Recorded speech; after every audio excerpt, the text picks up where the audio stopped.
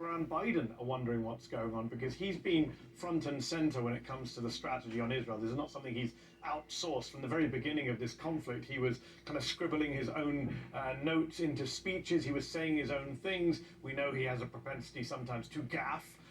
But what he said at the fundraiser a couple of days ago is fascinating because on the one hand, he says Israel's losing support internationally because it's killing so many civilians. He says they're doing indiscriminate bombing, which, by the way, is an admission by the US president that Israel is committing war crimes. That's what indiscriminate bombing is under international humanitarian law. It's a big thing for the president to say. But in those same remarks, Alex, he says, at the end of the day, we're going to protect Israel. That's what we're going to do, no matter what else happens. So there is this real disconnect, not just between, as you point out, what he's saying publicly and privately, but between his words and his actions, because it doesn't matter how critical he gets of Israel. Ultimately, they're getting the weapons they need from us. At the weekend, he bypassed Congress to expedite the sale of tank shells, almost, I believe, 14,000 tank shells. When Donald Trump did that during the Yemen war to Saudi Arabia and bypassed Congress, Democrats were up in arms. This time round, I wish we could see more people saying, hold on, let's have Congress scrutinize this stuff. Let's have the State Department scrutinize whether American weapons are being used in alleged war crimes, because that's against American law. Well, and when you talk about the sort of ongoing campaign in Gaza, for lack of a better term, the war, the war crimes potentially, I wonder.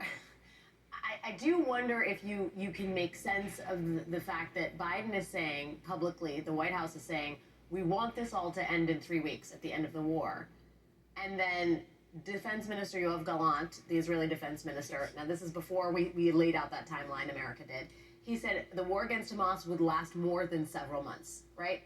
Yeah. It feels as if there is a sort of, if not a direct tit for tat, a back and forth here that is not indicative of an Israel that is necessarily listening to America's prescriptions. Do you think that is just sort of Israel paving its own path, or do you think that there is some actual currency to be gained in going up against a Democratic president who's up for re-election in 2024? Oh, very much so. And Benjamin Netanyahu's own political future is in trouble. He's deeply unpopular in Israel because of the massive security and intelligence failure on his watch. This is the guy who can say to his hard-right constituency, I'm the guy who's standing up to Biden. I'm the guy who's preventing a two-state solution, which the Israeli government is. So he can do that for domestic consumption. Yoav Gallant can say, look, we need more months to, defeat Hamas, which they haven't done yet, but they've killed a lot of innocent people in the process. The problem then becomes, is the US government willing to do anything about it? In a game of chicken with Benjamin Netanyahu is Joe Biden, who keeps telling people, he said at this fundraiser, I disagree with Bibi, but I love the man. He keeps saying, I love the guy. Well, this guy could cost you your presidency, Mr. President. And the question is, what are you going to do about it? Because people think the American president, well, Israel will do its own thing. Let's be real, Alex. The American president, Joe Biden, could end this war, which, as you pointed out, has killed, 18,000 people, more than 7,000 kids. He could end that war with a single phone call. We know this because he's done it before. In 2021, when Israel was bombing Gaza, last time around, May 2021, according to Franklin Furr in his biography of Biden, the president rang Netanyahu and said, we're out of runway. You got to end this. And he did. Ronald Reagan in 1982 famously rang the Israelis, said, I'm watching a Holocaust on my screens. You've got to stop this. In 20 minutes, the Israelis stopped bombing Beirut. And Reagan said, I didn't realize I had that power. So American presidents do have this power. The American government does have the power. The question is it willing to use it?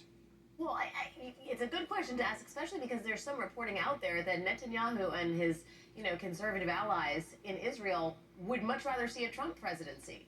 I mean, not only are potentially America's and Israel's interests not aligned on the sort of moral and ethical quandary in and around Gaza and the death toll there, there's just the basic political reality that it might behoove Netanyahu and his goals to not have Joe Biden in the White House. Do you think that's something the White House recognizes? I mean, it does not seem like it seems like a feature, not a bug here.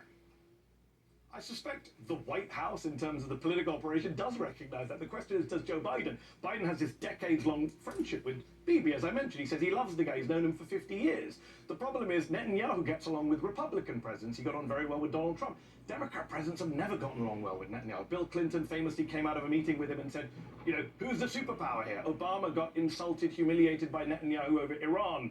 And now you have Biden here, who could lose the presidential election because of this war. And meanwhile, Netanyahu's like, well, I win either way because I get Trump back and a blank check, according to that reporting in Puck this week.